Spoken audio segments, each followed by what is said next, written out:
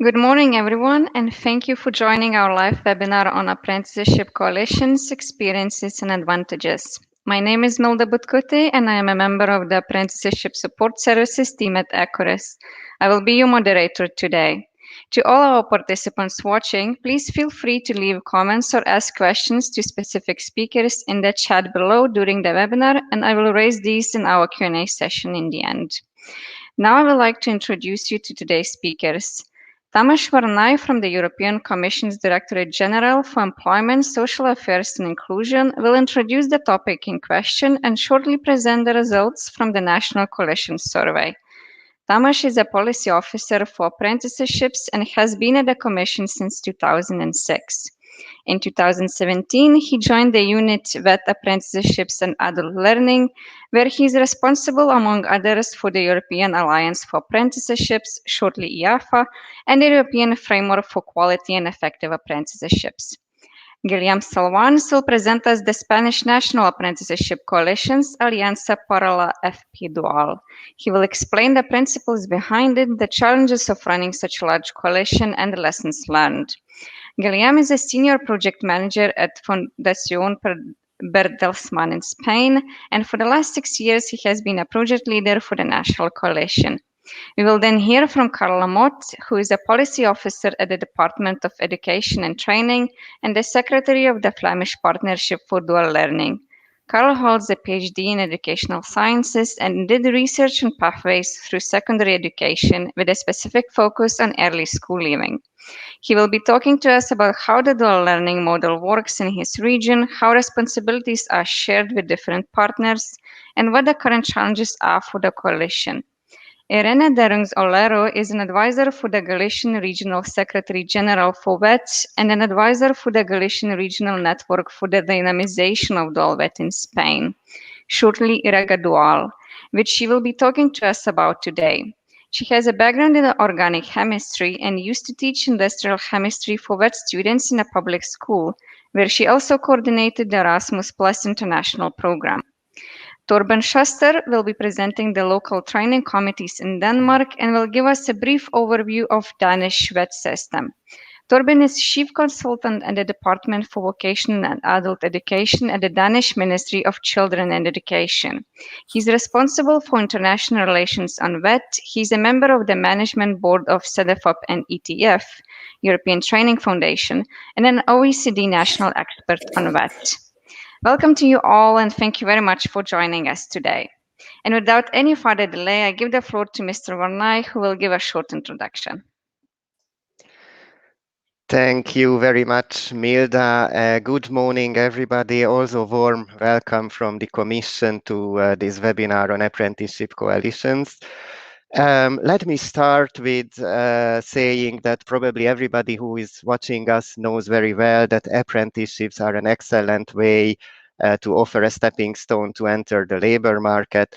But this is true only if they are of good quality for the learner and also effective from the view of the employer. So this is the reason why 3 years ago, European Union member states agreed on a European framework for quality and effective apprenticeships. This was a council recommendation. Let me do a little bit of advertisement that 3 years after the adoption of this recommendation, the Commission has produced a report on how this quality framework is put in practice at the level of member states. And I invite you to check it on the website of the European Commission and DG Employment. But why do I say this within this introduction? So what is the link of this framework to the apprenticeship coalitions? This is that within the framework, we have 14 quality criteria, and 2 of them, so namely criteria 8 on the regulatory framework and criterion 9 on the involvement of social partners. Both of these criteria make it very clear that quality and effective apprenticeships need the involvement of a wide range of stakeholders with structured and transparent dialogue. So actually, this is the link to the topic of this webinar. Obviously, the Commission also wanted to look at what kind of coalitions are we aware of. And we made a survey in February, and you can see already on the slide some elements of this survey. So basically, we wanted to map apprenticeship coalitions, networks, alliances. We wanted to see what are their objectives, achievements, also challenges. And of course, we wanted to understand who are the stakeholders involved. So what we found was you see that most replies came from Europe, even if the survey was a worldwide survey, but somehow it looks like Europe is also leading on this. We have 34 answers from 17 countries.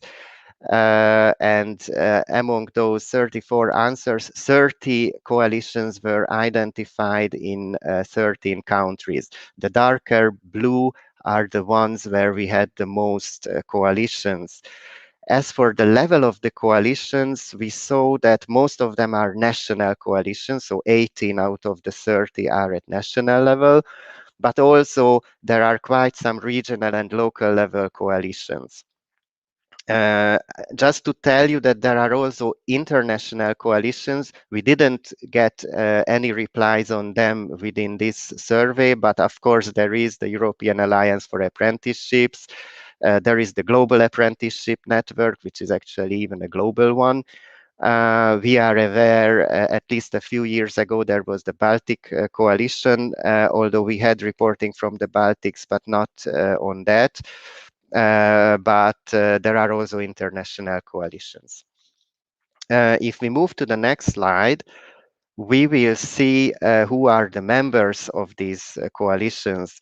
And what is very important that in the majority of the coalitions, we have social partners. So both trade unions and employers are represented in the majority of the coalitions. This is the case for 18 coalitions. And obviously, education and training providers are also very often present. We found them in 16 coalitions. And then we have the regulatory level. So either at national or regional or local level, we have the national ministries or the regional local authorities in quite a high number of cases. Then, of course, we saw very often businesses, so 12 out of 30, but also professional bodies and chambers, both 8 cases. So I can say that in most coalitions we have also employers represented, which is quite good. Just to say that in the coalitions that had the largest type or largest number of different stakeholders, it was up to 8 different types of stakeholders, which is quite good. Then, if we move to the next slides, you will see a list of the coalitions that we identified through this survey per country. And there is also a color coding. So blue is the national, orange is regional or local. And then we also had a very few sectoral coalitions. They are indicated in green. And while you are checking out this and the next slide, because on both you have these coalitions, I am just quickly telling you what we learned about the objectives of these coalitions. Obviously, the first that we heard quite often was improving the image of apprenticeships. We also heard quite a lot about the need to better aligning training offer with labor market needs. Of course, fostering cooperation between stakeholders was mentioned quite often. Some also responded that coalitions aimed to improve the quality of apprenticeships, and in some cases also providing public authorities with guidance was indicated as an objective. In terms of the key achievements, improved regulatory framework was indicated as an achievement of many coalitions. Obviously, the improved cooperation and communication between stakeholders, and then very direct achievements like helping students finding a placement or increasing the supply of apprenticeship placements. And we even heard back in a few cases preventing early school leaving as an achievement of the coalition, which is, I think, quite good. And finally, a few words about the challenges that were identified by most respondents. It was obviously, again, attractiveness and image, that apprenticeships are often seen as a second choice. Then we heard sometimes in some sectors, at least, the supply of apprenticeships is still a problem. And then, of course, in the past 1.5 years, the COVID crisis was posing quite a lot of challenges to apprenticeship coalitions. But actually, I finish it here. And I'm looking forward to listening very interesting examples from Spain, Belgium, and Denmark. So thank you very much. Thank you very much, Tamás, for this brief overview of the results of the survey. And then I would like to give the floor to Guillaume Salvans, who will kick off our presentations of the coalitions. Guillaume, the floor is yours.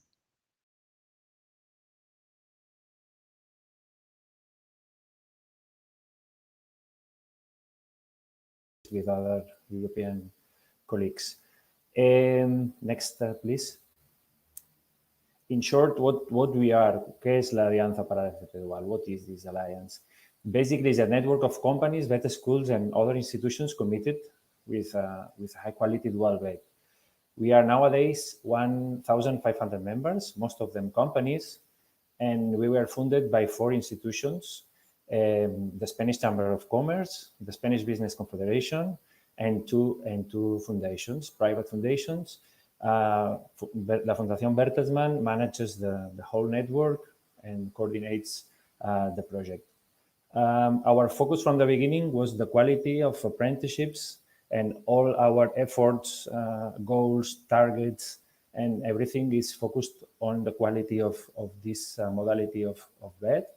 For instance, when a company wants to join our alliance, this company has to commit to pay the apprentice, which is not mandatory in the whole country, in Spain. Sometimes it is in some regions and sometimes it is not. Or for instance, when a VET school wants to join this alliance, has to commit in the training of the teachers in order to allow them to manage properly the dual VET program. We've been working on this topic for the last 7 years, and I would say that we are already in a quite a long experience on that topic and practices, as you will see. Next, please. How do we work? We have a bottom-up approach. We like working, let's say, in the ground, in the street, and it's something that we keep doing, working with mainly VET schools, companies, and youngsters. And we do this in order to gain knowledge, to gain experience, to transfer this experience, as I will explain, to other stakeholders. So this is important for us, this bottom-up approach. Related with this, we make an effort to implement pilots at local level. We did a lot of pilots, as I will explain, and we make a lot of effort in scaling these pilots into another regions across the whole country. I forgot to say that our activities are focused in 3 regions in Spain: Catalonia, Madrid, and Andalusia.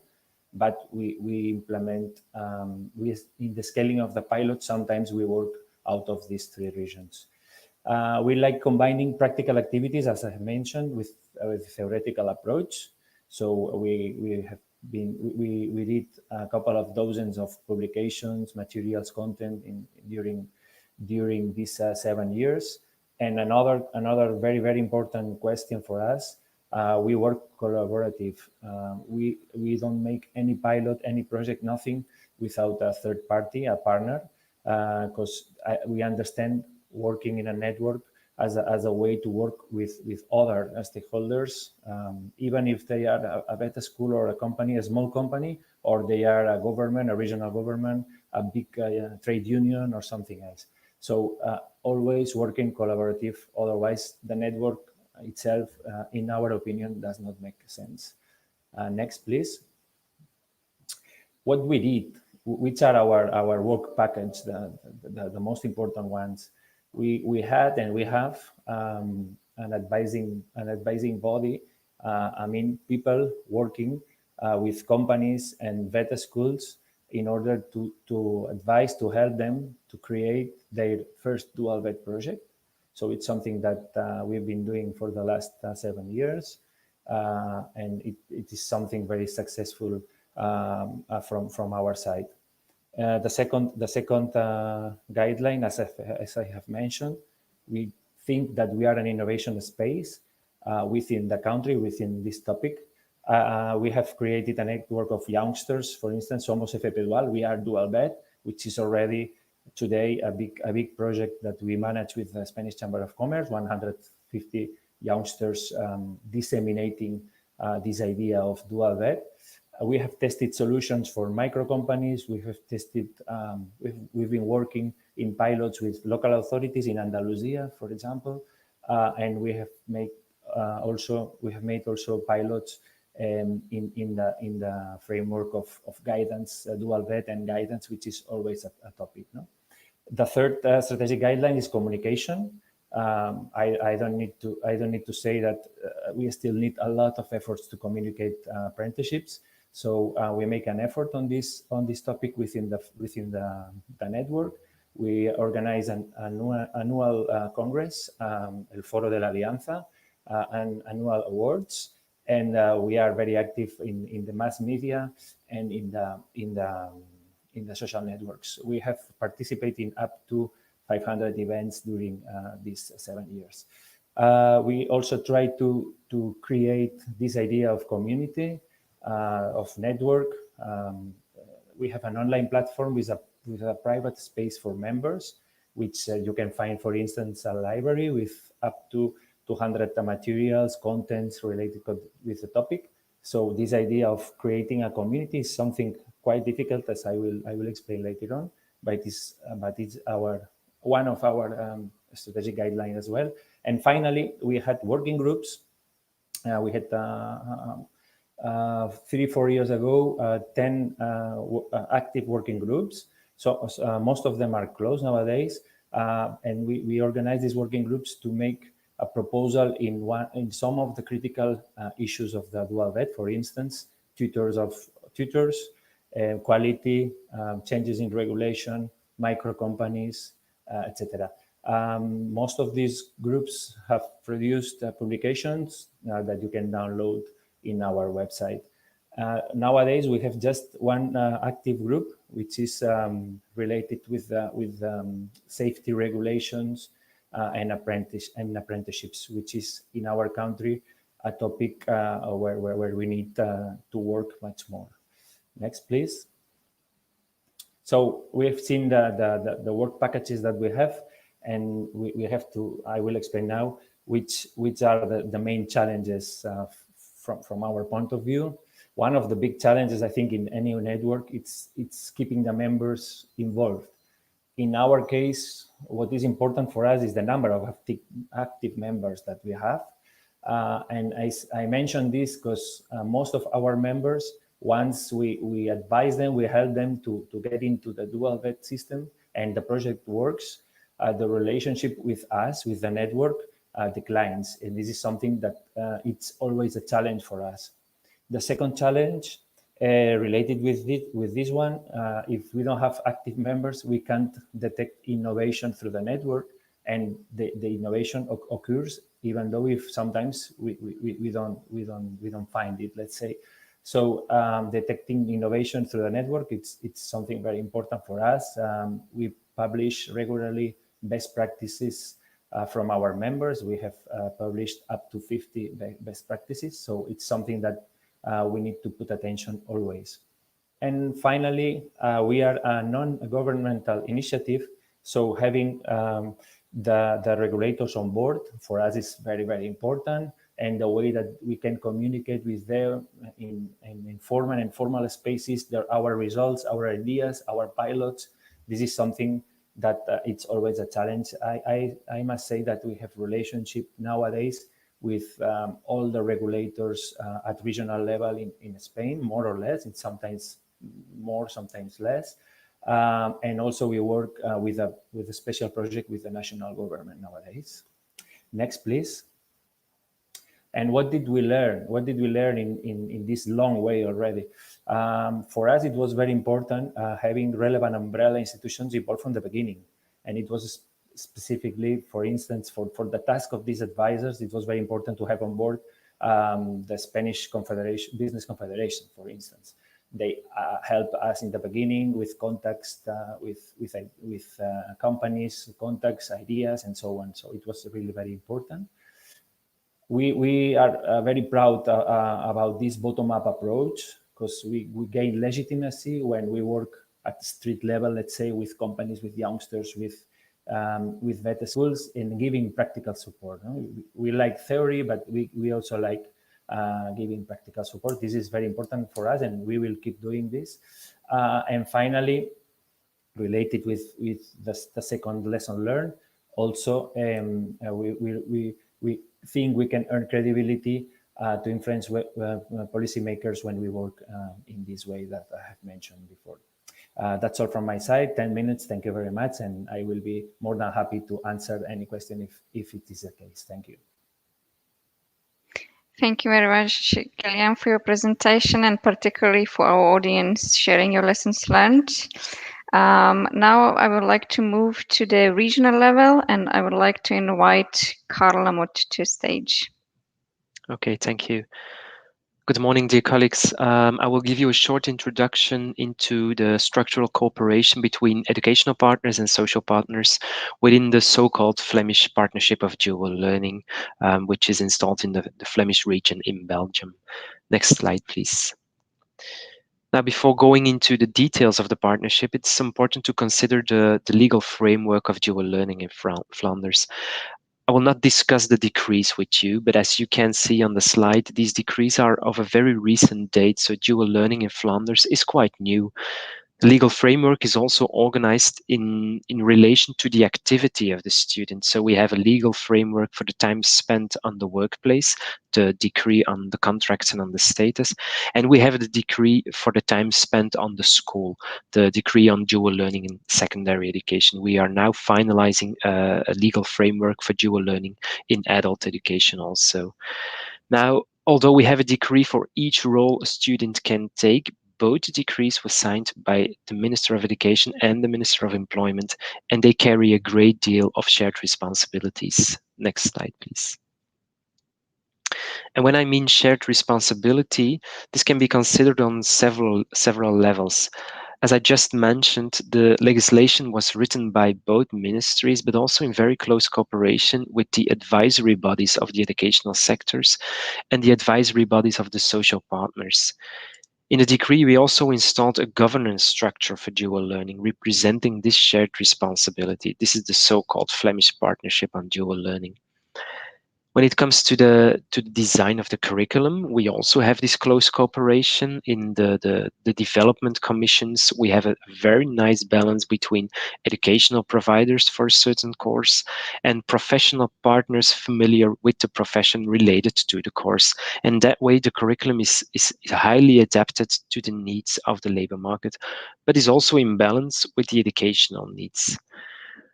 Then when we communicate or inform learners and companies, it's always with the support of both sectoral and educational partners. Although they also have their own campaigns, we always try to set up a more generic campaign in which we speak with one voice, often coordinated by the Flemish Partnership on Dual Learning. Our social partners have one specific role. They are in charge of the quality assurance within the company, but they are also in charge for the update of the professional components of the curriculum. And educational providers, they are in charge for similar tasks. They assure the quality in the school, and they follow up the up-to-date of or they keep the educational curriculum up to date. Next slide, please.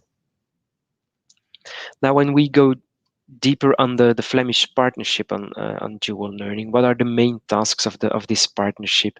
Well, first and foremost, it represents the social and educational partners and provides them with a shared table for discussion. The partnership also has some specific roles and tasks. It's in charge of the recognition of companies. It does the follow-up of the agreements. It provides information to several partners. It supports companies. It sets up a monitoring system, and it acts as an advisory body on dual learning. And with this last role, you could say the partnership also gives direction to the future of dual learning in Flanders. And in giving direction, they not only focus on the more strategic considerations on the organization of dual learning, but they also advise on the future curriculum. The partnership meets once a month, and as I just mentioned, the agenda is a very nice balance between strategic and operational topics. Next slide.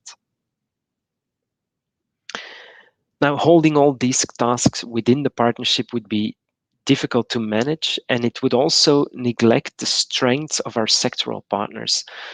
Therefore, the partnership can decide to delegate some of the tasks to a sectoral partner, which will be organized in a sectoral partnership.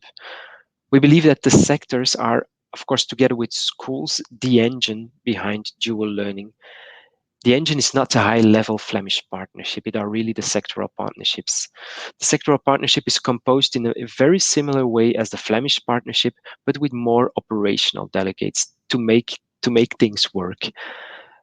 These sectoral partnerships, they can have a comparable task as the Flemish partnership, but will mainly focus on the more daily work to make dual learning work. They will do the recognition of the companies within their sector. They do the follow-up of the contracts. They provide a mentor training, and so on. And currently we have about 18 sectoral partnerships, but the number is still growing. We now have almost a partnership for nearly every sector. Next slide, please. The organization of the Flemish partnership is supported by both ministries, which act as secretary of the partnership. At this moment, we from the Ministry of Education are in charge of the secretary, and next year it will be the Ministry of Employment. We also provide some support to the sectoral partnerships, although they can act with a very high level of autonomy, where support is mainly provided by their own sector. We do provide some incentives within the framework of the so-called sectoral covenants, an agreement between the Flemish government and the sector, which is renewed every couple of years and which comes with a certain amount of financial incentive to organize the sectoral partnership. Next slide, please. Now, to finalize, I will reflect on the latest challenges that we try to tackle within the more strategic tasks of the partnership. So they are not the challenges related to the partnership itself, but challenges that we try to cope with within the Flemish partnership. Now, first of all, we are still working on the attractiveness of apprenticeships. The current system is quite new, and it has to replace an older, not very attractive system. And then where it's already difficult to make VETs as an attractive option in whole, it is even more challenging in Flanders to guide students towards an apprenticeship. We try to make it attractive by making very deliberate choices on the courses that we provide. For example, we try to keep a balance between the more, let's say, traditional professions compared to the more high-level professions. So we also have courses in topics like chemical processes and these more high-level profiles. But we also try to make it attractive with very specific campaigns adapted to the communication of youngsters these days. So we have Instagram campaigns. We don't have TikTok films yet, but we try to adapt to these communication channels that youngsters use, and we try to make it attractive for them. Attractiveness is also raised by providing a broader framework for dual learning and extending it to other educational levels. We are currently finalizing the implementation on the level of adult education, and we will start on that level by September 2022, so next year. This also gives a challenge to our own organization as a partnership, because the current representatives are mainly focused on secondary education, but we have to broaden our focus towards adult education also. And finally, we started with dual learning in this new form in 2016 with some pilot projects. But starting from 2019, we implemented the whole secondary education system. And the school year 2019-2020 was also the first school year of the COVID crisis. So this had a huge impact on the working opportunities for students, making some students reconsider their choice for dual learning. We took a false start, as you can say. We tried to make the dual learning regulation COVID-proof, and we tried to give students the opportunity to graduate with less working experience. We tried to make it an attractive learning pathway, but it remains a challenge, especially these days. But I will finalize with a positive aspect of the COVID crisis. We also made a shift towards more digitalization, and a lot of sectors introduced, with the support of the Flemish partnership, the potential of AR and VR within their sector. And we also have ambitious plans on AR and VR for the VET system as a whole. Let's say, never waste a good crisis. Thank you for your attention. Thank you very much, Carl, and particularly your approaches, how you are handling these current challenges. I would also welcome any suggestions or approaches from the audience that they are implementing currently to combat these common challenges across Europe. Now I would like to move to another regional coalition, and I welcome Irene.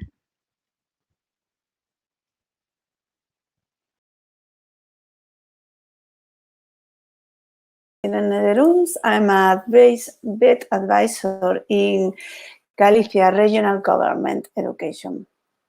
I would like to present today the dual vet dynamization network, which is currently working in Galicia. Next slide, please. The network was set up in 2019. The main objective is to strengthen the relationship between vet and companies, but supplying a skilled workforce to match labor market needs, enhancing competitiveness and development of industry. This network is made up of dynamization training schools, and each school provides a dynamization agent. Next slide, please. 44 schools belongs to the networks.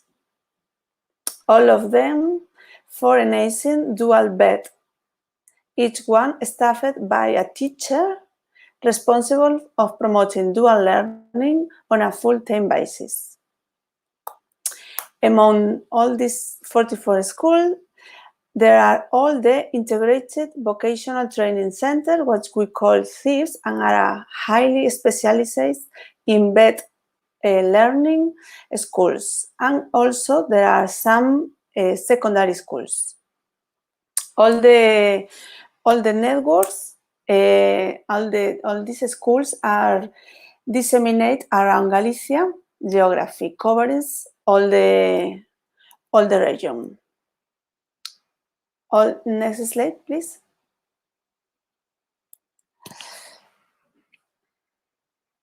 The network is responsible of fostering cooperation between companies and schools. Through these years, their tasks and responsibilities has grown up as the relationship with companies get closer. Among the tasks the network and the dynamization agent has to perform, there are some very interesting to highlight. Searching new companies, covering regional business market to explain and promote dual learning. Dual learning is still an unknown type of learning for some companies. So it's very important to introduce dual learning for these companies and show them the main advantages. Also, they have to meet the industry demands, monitoring companies' demands for skilled workers, providing high-performance students that will fit properly their labor needs. Also, fostering cooperation between companies and vet schools, including on-demand training and skill assessment for companies' employees. Another task is attending to school and mentor needs. Dynamization agents must support vet schools during the implementation of dual learning, being the one in charge of joining schools' opportunities and companies' requirements.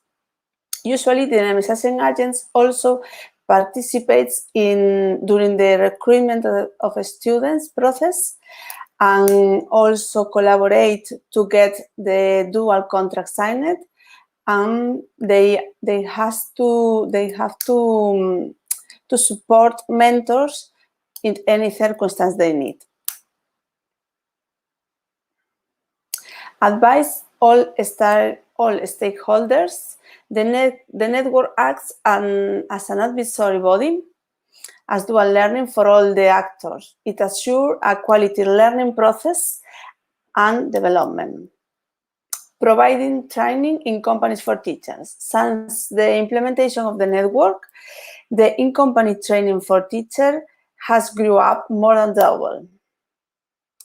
Disseminate dual vet among students. It is important to engage students to dual learning.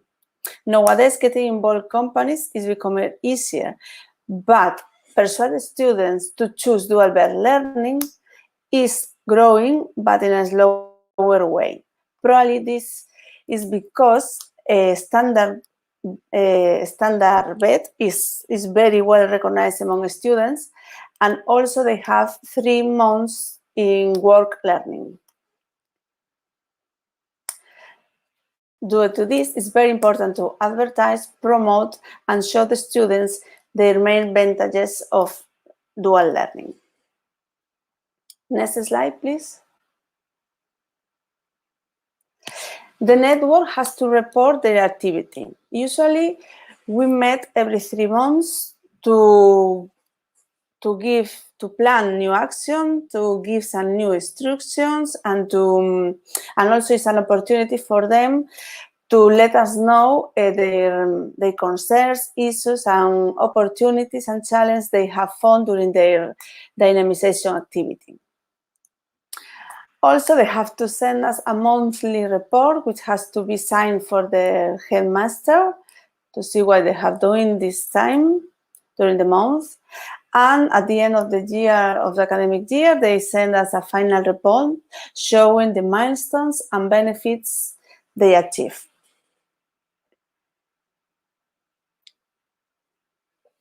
As I said before, each dynamization agent has a defined sector area to work with, usually very close to the school they belong.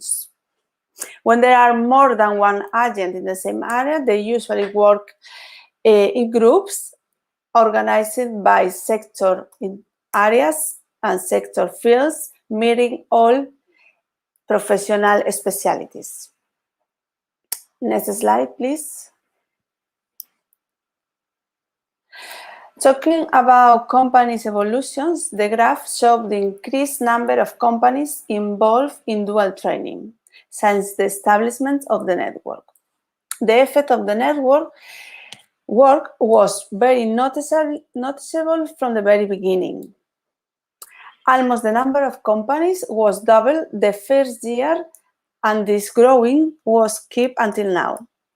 Nowadays, we have 571 companies join dual learning. The following chart shows the performance of vet studies. As it is shown, the number of dual vet courses each year raised after launching the network. Even if considering the negative impact of the COVID pandemic in the results, the network work improves previous data, with a 98% of increasement since 2019. Next slide, please. If we analyze the number of schools involved per academic year, it can be seen that every year since dual studies started in 2013, more BET schools have joined the program. Besides, nowadays the increase of number of schools with dual BET studies has grown up to 49, which means 81% of increasements since the setting up of the network.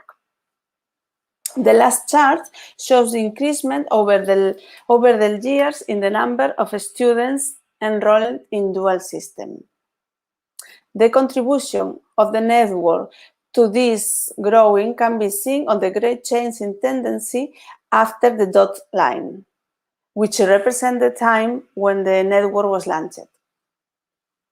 I would like to point out that even the numbers of students enrolled decreased during the pandemic year, it does not reflect the lack of interest of the students for dual learning. It is a normal effect related to the drop of dual BET students offered. Next slide, please. In conclusion, since the dynamization network was implemented in April 2019, the growth registered in dual BET in Galicia has been progressive and gradual. More students have chosen dual systems since the launching of the network, and also more companies joined the program.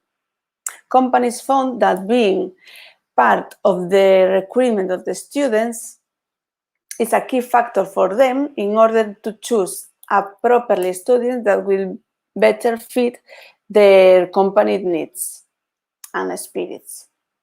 Employers also consider the dual BET a grand opportunity for them because they can choose these students, as I said, and because they can teach them. For students, it's an opportunity, dual learning, because they have more or less 1 year of on-work learning. They are also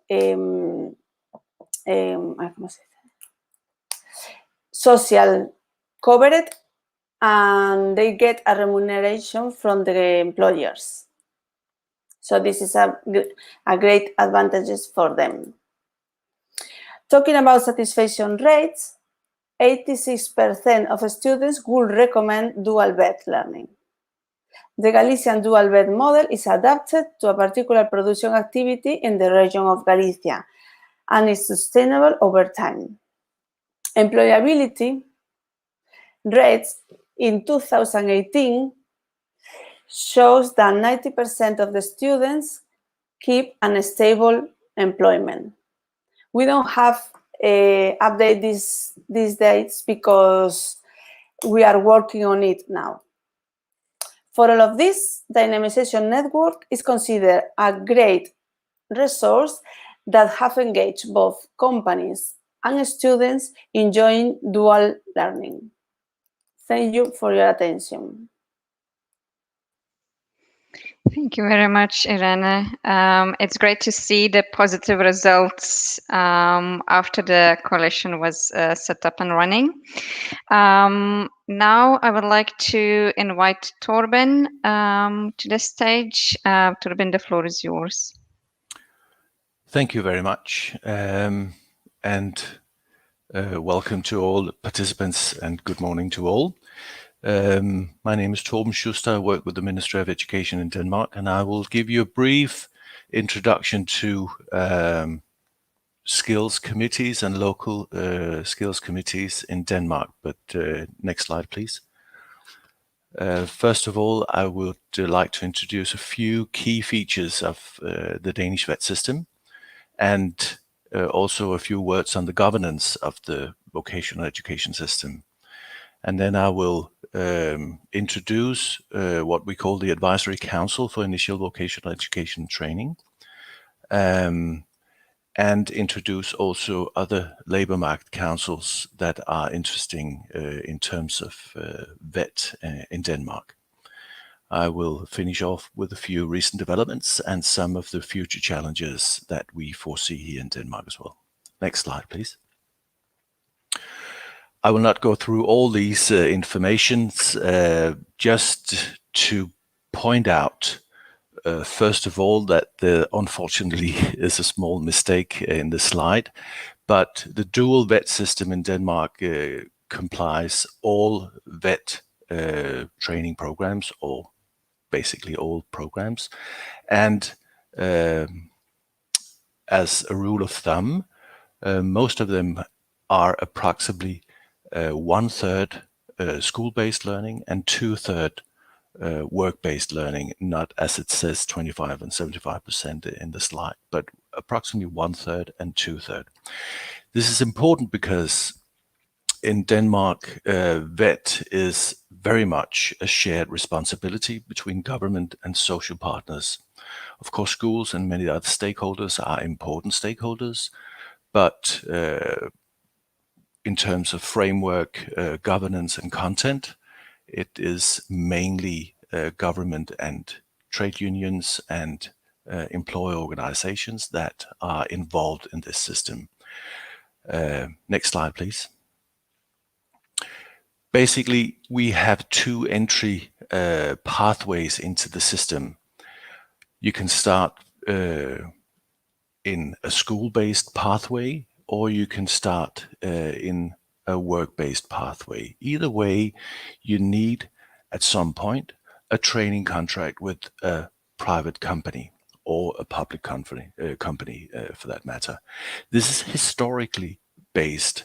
The dual-based system in Denmark is more than 100 years old, has of course been developed over time, but the idea of alternating between school-based and work-based learning is historically based and is a fully implemented part of the Danish system. This is also important to recognize as I mentioned before, the shared responsibility between stakeholders in the system.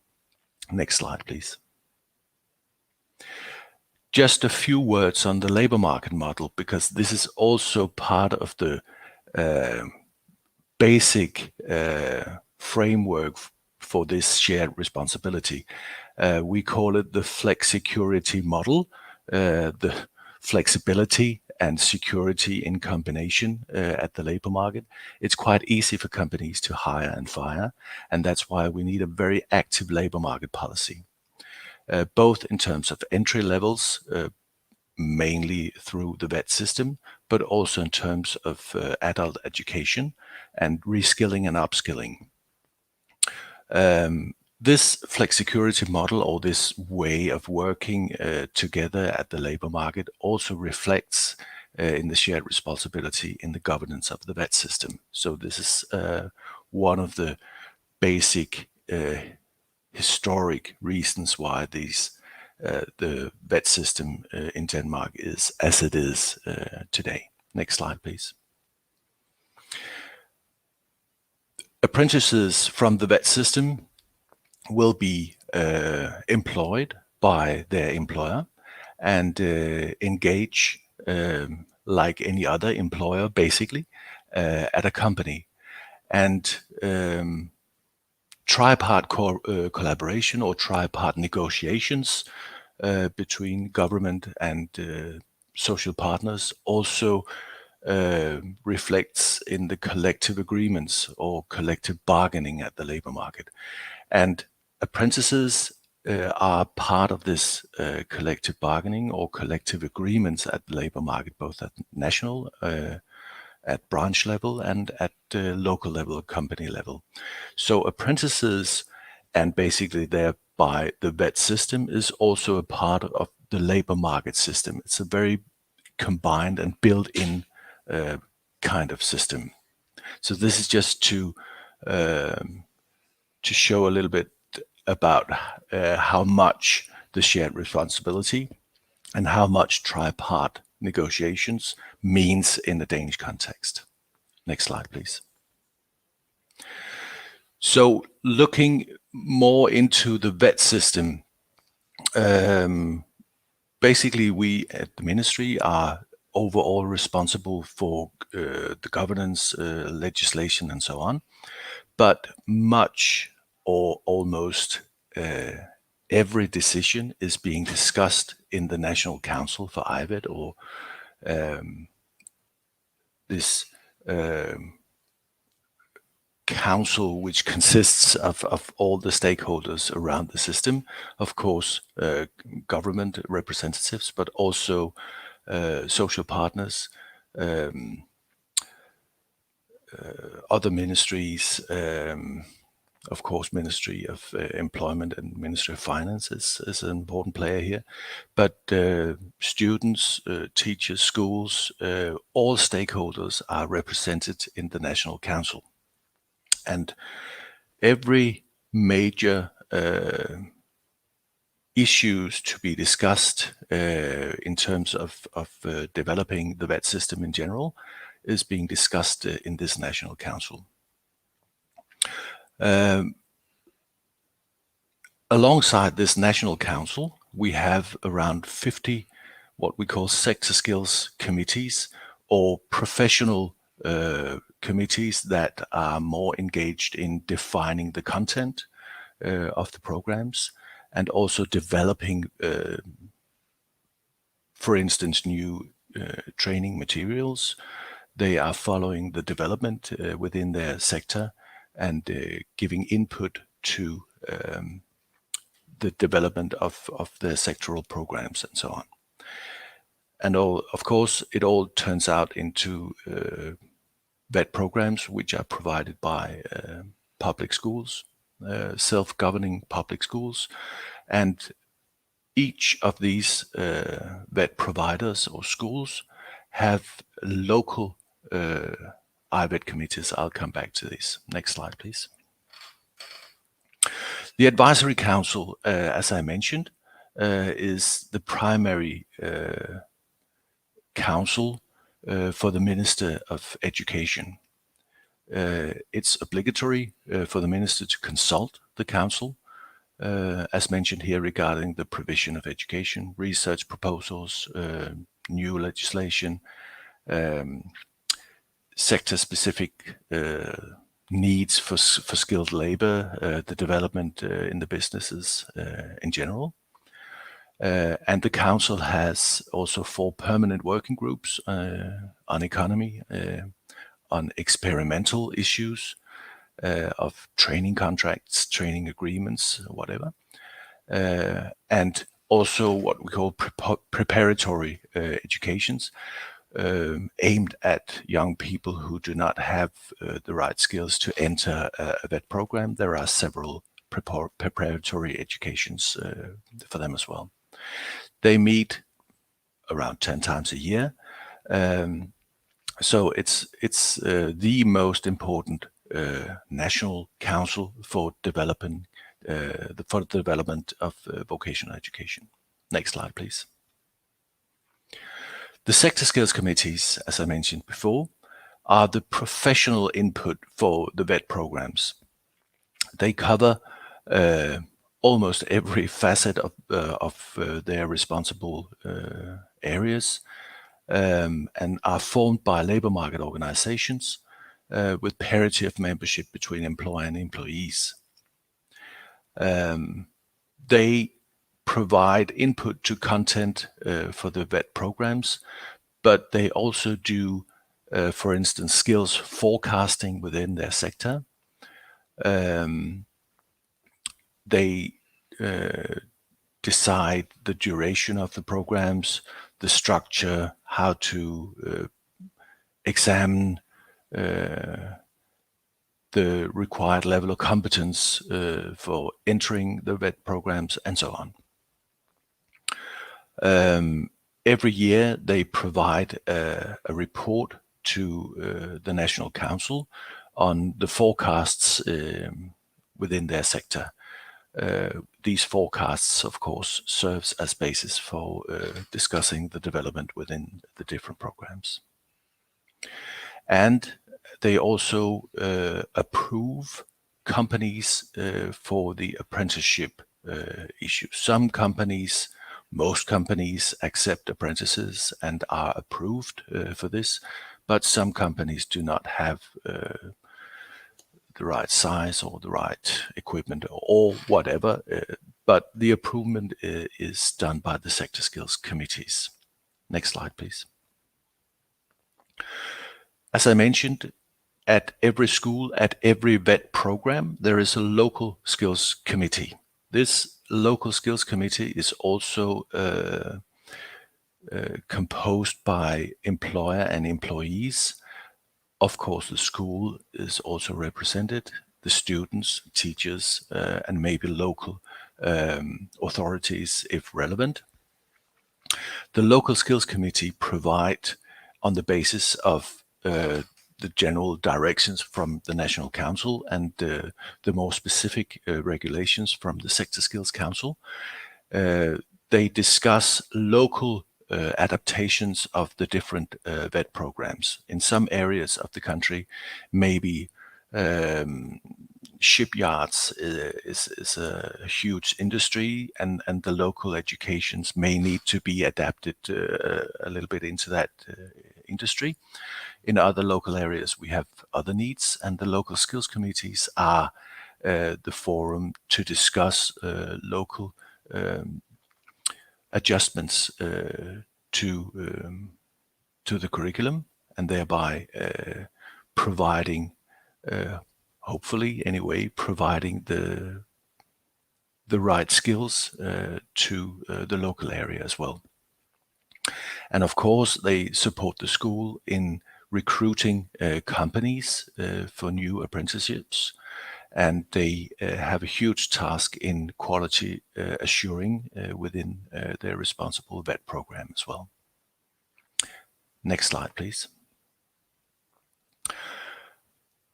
As we have heard also from Belgium, and as we hear from many other countries, we have challenges in Denmark also in recruiting more young people into VET in general. We would also like to see more young people complete VET programs. Some start at a VET program but leave it along the way for various reasons. But as of now, we are looking more into how we can support also in primary education topics that supports and open the young people's eyes for VET, to different types of VET programs and VET educations, hopefully guiding more young people into VET instead of an academic pathway as well. So I think these are the words for now. You are all welcome to ask questions, and I'll be happy to answer them. Thank you very much for your attention. Thank you very much, Torben, for such an interesting presentation. And I would like now to invite all the speakers to the stage and to start our Q&A session. Thank you very much to all the audience members who already raised the questions during the presentations. But feel free to post your questions, particularly now. And if you have any question to a specific speaker, please indicate that as well.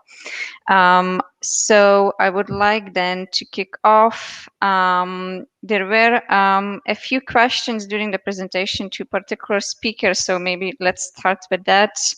Aidan Kenny from Ireland asked, what are the 3 key points to enable employers, social partners, and VET schools to work in cooperation? It was a question raised during Guillaume's presentation. So maybe Guillaume, do you want to kick this off? And if any speakers have any more thoughts, feel free to engage. Well, it's a question, it's not easy to answer, I think. The 3 key points, I would say that in our case, what is important is to understand that there are spaces where perhaps more informal, like our network, where the discussion or the approaches or even the interest of each institution can be a little bit cannot be the most important thing, but the most important thing in this more open space is a little bit beside the government formal spaces to participate are an opportunity, I would say, to try different approaches, no? And this is the value, in my opinion. This is a key point to make these stakeholders understand that they can find spaces with, let's say, more freedom or more or less pressure to work on. I don't know if I answered the question because it's a little bit difficult to answer that quickly. Of course. Is there anyone else that would like to add anything, or we move to the next question?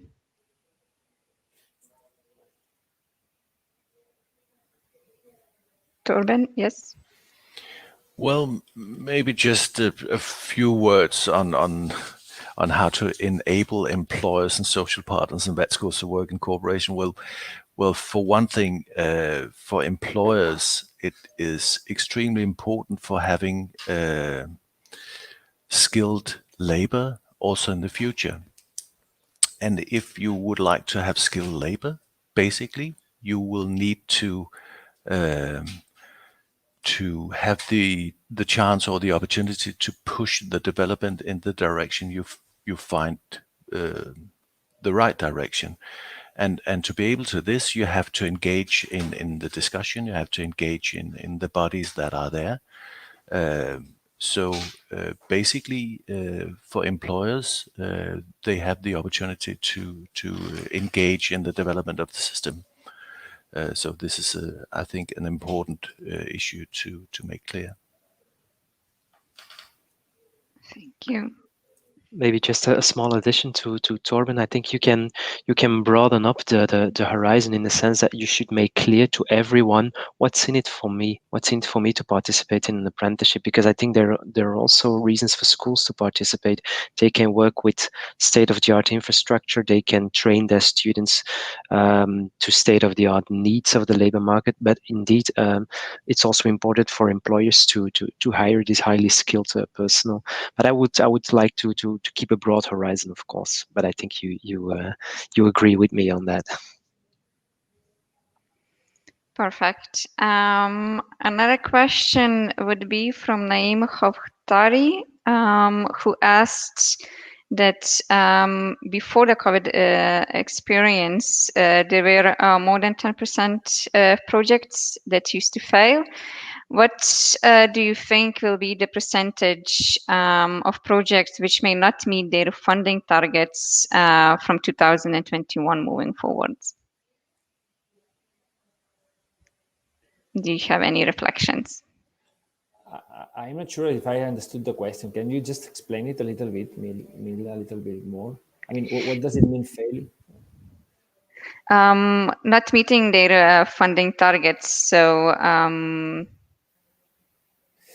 I mean, I don't know if I'm answering the question, but in one of our strategic guidelines, as I have mentioned, we perform a task similar to the Galician network, and I would say that when we visit a company and there is a clear interest to participate within the apprenticeships system, the failure rate of the project, I don't know if this is the question, the failure rate of this situation is not very high, and this failure sometimes happens because, for instance, the vet school does not provide the profession that the company looks for, or the vet school is so far. There are many reasons, but I would say that the failure rate is very low.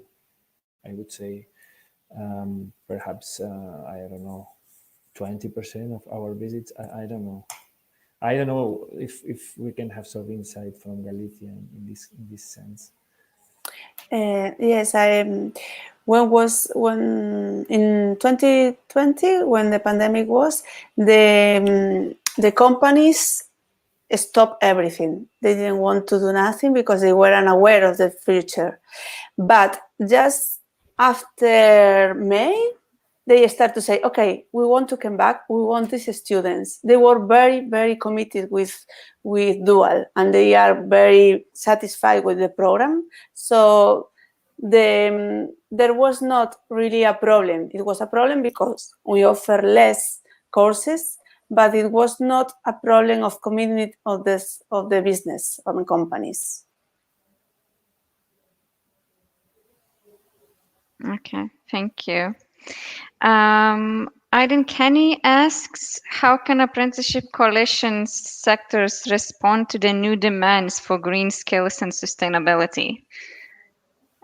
Do you have any reflections on that?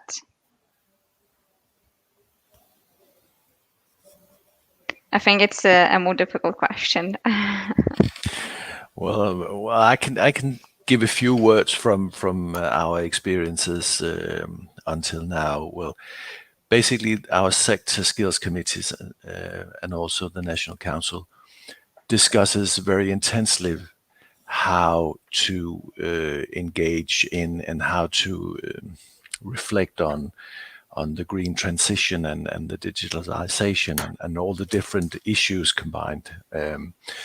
In terms of the Sector Skills Committee, they have for many years actually been working on the professional development within different sectors, also responding to green needs, green competences, digital competence, and so on. This has been a graduate development within many different sectors. Now we, from a political point of view, have a lot of suggestions on how to work with this, and this is, as I mentioned during my speech, this will be discussed in the different councils and coalitions, if you want to mention it in that way, how to respond to this. So the responsibility for the development is still within the sector committees and with the social partners, basically. But the discussion is being in the terms of the coalitions, the skills committees, and so on. Thank you. And from our side, I would say that in Spain we have a lack of participation at sectorial level, both from companies and unions. And this is a point that we should make more efforts in order to discuss, as the Danish case shows, and the Flemish case shows as well, that sectorial dialogue is very important. And here in my country, when we have the participation of these stakeholders, unions and businesses, they used to be at general level, but with general representatives, but not sectorial level. And this is something I think we should improve within the country. Thank you. I'm cautious of the time, so I will just pick one more question. Since we heard so many great practices here today, would you have any recommendations for stakeholders that would like to develop a similar coalition at national, regional, or local level? Where to start? I would say work in short, but with a long focus. I mean, this is something that to get results, you spend. I mean, it's not something like you get results in 15 days. So you need to make a serious project and expecting results in the long term, 2 or 3 years later on. And the beginning, it's always difficult, like any other project. But I would say I would not set up any coalitions with a framework of stability, like with even with the budget that you have to run the coalition. I mean, so if we have the right goals and objectives, and you have the financing to be able to work for many years, for years, like we did 7 years already, I think the results will come. I would like to add to Guillaume. Yes, indeed, you need to have the right goals, and you need to have a long-term perspective, but you especially need to have shared goals and a shared vision on what you would like to achieve. And I think that was the main advantage that we had in Flanders. There was nothing before, so we started from scratch, and we could build up this network. And during building up this network, we tried to conceive this shared vision, and that was really the head start of the coalition. So a shared vision and indeed a long-term perspective. Do not expect things to change within this and 3 weeks. It will not.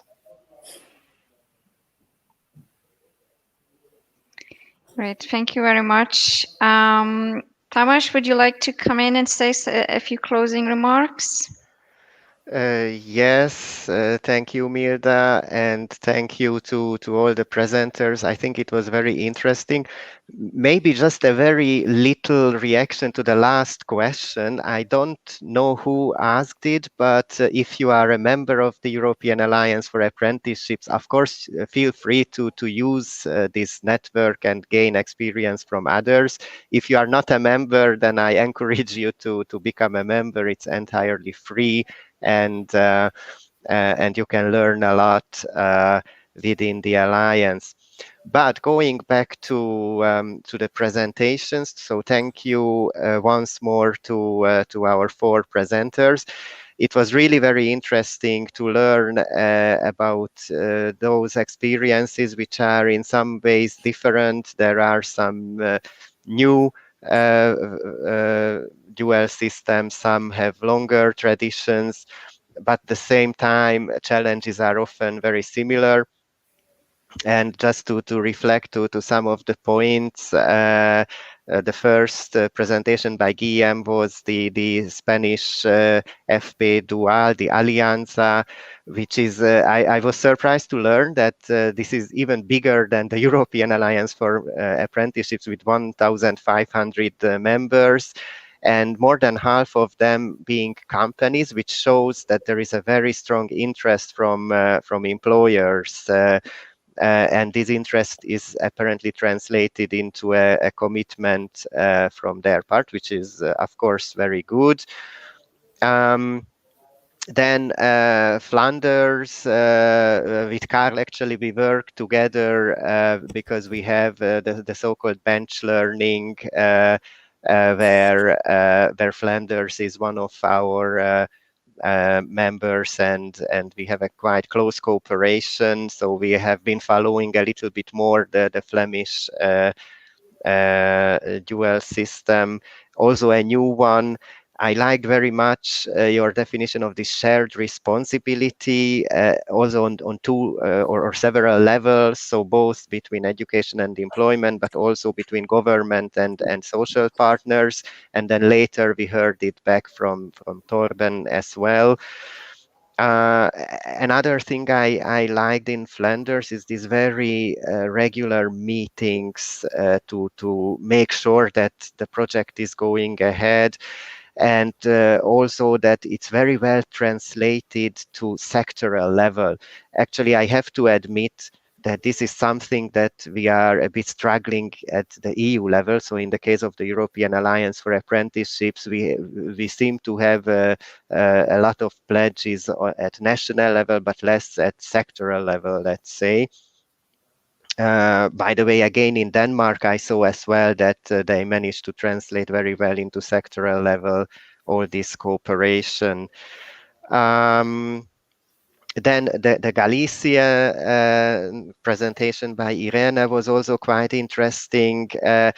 this is a new partnership, but what I liked very much is that within such a short time you managed to have quite some results, especially again 571 companies engaged. That's, I think, quite good, and again shows the need from companies and the commitment.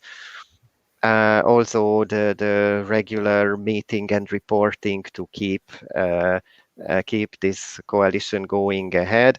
And finally, the Danish presentation, which is also unique in the sense that Denmark really has a long tradition of a dual system. We learned that it's over 100 years. So so I think it's worth paying attention to what we have there. I like very much this 50 sector skills committees. So all was very interesting. As for the challenges, I see that some challenges are still common, like keeping members active, which is actually a problem for us as well. So I have to admit that among the EAfA membership, it's about half of the original members who are really actively following us, and we have to find the ways to reactivate, let's say, the rest. After a few years, they may lose interest. Then the attractiveness of VET, and here I liked very much the idea of the TikTok films to make it more interesting to young people. And with one eye, I was following also the chat, and I saw a comment about parents associations, and I think this is also quite important to convince parents about the usefulness of dual learning and VET. So we also have to work on that. The adaptation to green and digital is obviously quite a challenge, and it's also very difficult because it's something that we hardly know, and we have to prepare for something that that is a little bit unknown. So it's not easy, but I have to say that also at European level, this is going ahead, and it's part of our agenda within also within the European Alliance for Apprenticeships. So the green and digital change are new priorities for the Alliance as well. So thank you very much again. I think we learned a lot from the presentations, and I wish all the best to all of you and to our audience. Thank you. Thank you very much, Tamas, for such a nice words and a short summary of all the presentations that were today. Just before we close, we would like to remind you that if you move to the next slide, yes. We would like to remind you that for those participants whose organizations would like to join EAfA, there is going to be an info session on 28th of September, where you can find out more about the work of the EAfA and upcoming events directly from policymakers, get to know how your organization can benefit from joining the Alliance, and procedures on how to become a member. We would also like to bring to your attention the new EAfA mailing list. All current subscribers who received an email requesting them to sign up again should do so if you want to keep informed about the upcoming EAfA activities. For those who have not subscribed yet, my colleagues will share a link to EAfA website where you can do so. Moving to the next slide, please check out our new online training module, Apprenticeships, a first choice for all, making apprenticeships a first choice for younger learners, adults, and underrepresented learners. Also watch out for the next live discussion on how can apprenticeships be used as a tool for social inclusion, where speakers will share some inspiring practices that break the stereotypes. It will take place on 8th of October, and the registrations will be launched soon. So as you can see, we have a lot of new activities this autumn, so please keep an eye on EAfA LinkedIn page and EAfA website for any updates. So I would like to say a big thank you to all our speakers for being with us today and to everyone who joined us in your active participation. As it was said in the comments, the recording and the presentations will be shared with you shortly in the upcoming days. So thank you again to all, and I wish you a nice rest of the afternoon. Thank you.